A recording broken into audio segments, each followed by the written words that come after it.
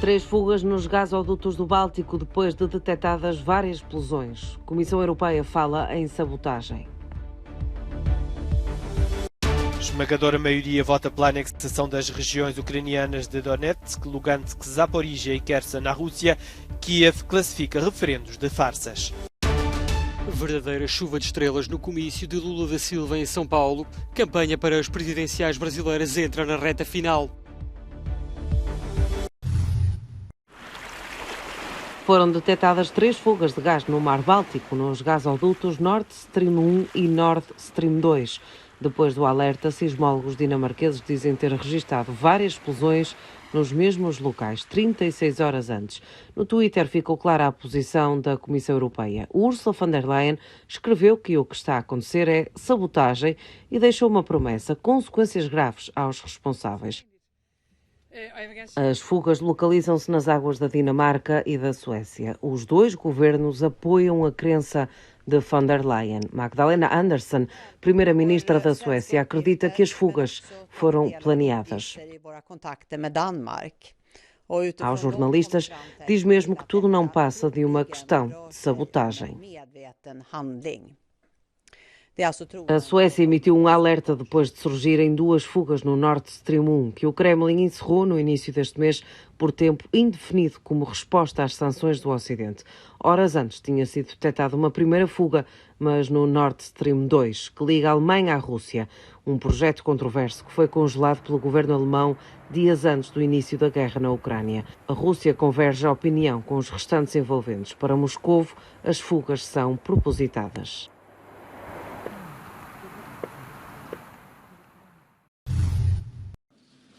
A guerra na Ucrânia levou a Europa a virar as costas à energia russa e a procurar desesperadamente alternativas energéticas. O gasoduto do Báltico, que liga Noruega e Polónia e só deveria estar totalmente operacional em janeiro, foi inaugurado esta terça-feira e estará 100% funcional já em novembro, mais de um mês antes do previsto. Terá capacidade para fornecer 10 mil milhões de metros cúbicos de gás por ano.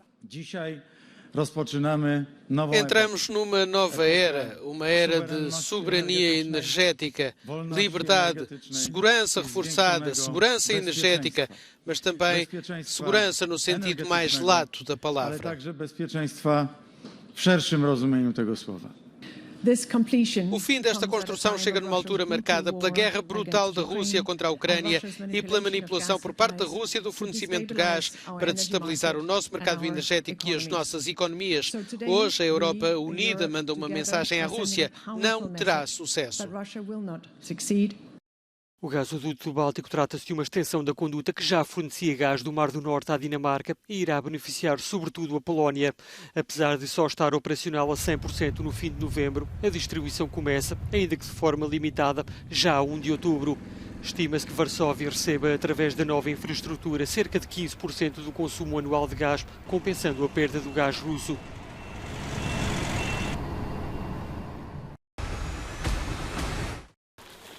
Mais de 90% dos residentes nas regiões de Donetsk, Lugansk, Zaporizhia e Kherson terão votado a favor da anexação à Rússia nos referendos, de acordo com os resultados parciais divulgados pelas autoridades nomeadas por Moscovo para as regiões. O escrutínio ocorreu durante 5 dias nestes territórios, que constituem cerca de 20% da área da Ucrânia. Uma votação classificada por Kiev e pelo Ocidente como uma farsa, mas que para o Kremlin justifica a ação militar. Salvar as pessoas dos territórios onde os referendos estão a decorrer é esse o principal objetivo da nossa sociedade e do nosso país. As palavras de Putin não demovem Kiev, que sublinha que estes referendos fraudulentos não alteram em nada a vontade dos ucranianos de defender a integridade territorial do país. O principal é que essas ações, essas decisões de Putin não terão nenhuma influência na política, diplomacia e ações da Ucrânia no campo de batalha. A comunidade internacional fez saber que não vai reconhecer os resultados do alegado escrutínio.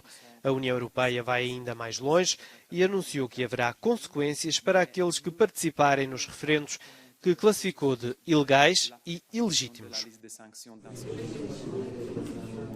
Entretanto, o antigo presidente russo Dmitry Medvedev reiterou esta terça-feira a ameaça de que, caso seja necessário, a Rússia irá recorrer a armas nucleares na guerra da Ucrânia para defender a integridade territorial do país.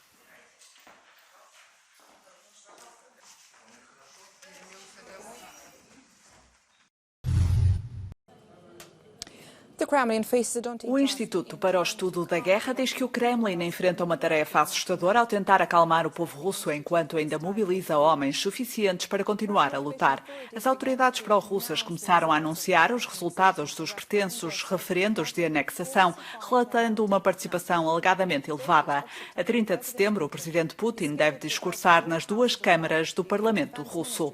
O Ministério da Defesa do Reino Unido diz que há uma possibilidade realista de que Putin anuncie formalmente a anexação das regiões ocupadas da Ucrânia à Rússia. Isto seria feito antes de 1 de outubro, data de início do ciclo normal de recrutamento de outono da Rússia, para permitir o recrutamento forçado de civis ucranianos para lutar contra a Ucrânia. Segundo o Ministério da Defesa do Reino Unido, os líderes russos esperam que qualquer anúncio seja visto como uma justificação para a operação militar especial e consolide o apoio patriótico ao conflito. O Kremlin está a ter dificuldades para acalmar a população russa. Houve protestos em pelo menos 35 cidades no dia 25 de setembro e em pelo menos 10 no dia 26 de setembro. O Kremlin pode estar a ponderar fechar formalmente as fronteiras ou restringir o movimento de homens em idade de combate dentro do país para implementar melhor a mobilização parcial.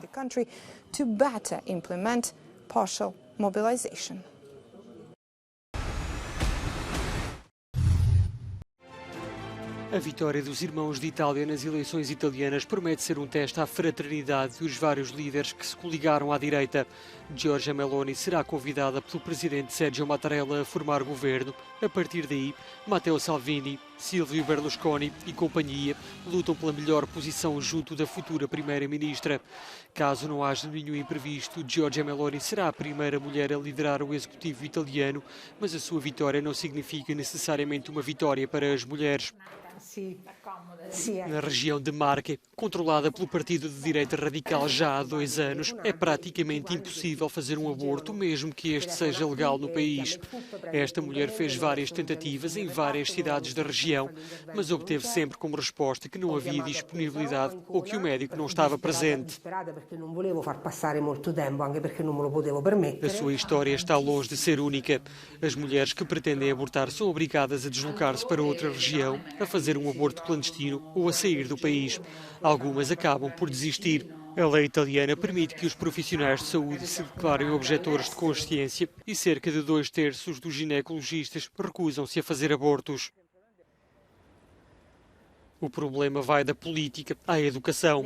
De acordo com esta ginecologista, nas universidades católicas obrigam os novos estudantes a assinar um documento para se declararem objetores de consciência. Giorgia Meloni afirma ser defensora dos valores de família, mas para a futura primeira-ministra, nem todas as famílias são iguais. A campanha eleitoral para as presidenciais brasileiras entrou na reta final e para os candidatos chegou o momento de jogar os trunfos. O comício de Lula da Silva esta segunda-feira em São Paulo foi uma verdadeira chuva de estrelas, com vários pesos pesados da música brasileira a mostrarem o apoio ao candidato do Partido dos Trabalhadores.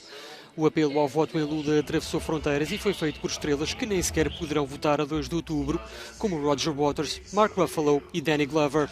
Na hora de falar aos presentes, Lula da Silva culpou o atual presidente pelos males do país. A volta da fome, o desemprego recorde, a inflação fora de controle, os preços abusivos dos alimentos, do gás e da energia elétrica, a destruição das políticas de inclusão, o endividamento das famílias e a violência política, todo esse sofrimento provocado pelo atual governo faz parte de uma das páginas mais infelizes de toda a nossa história.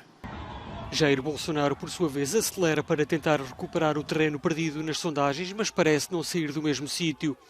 De acordo com a última sondagem da IPEC, o presidente brasileiro mantém-se com 31% das intenções de voto. Já Lula subiu para os 48% e pode perfeitamente sonhar com uma vitória logo na primeira volta.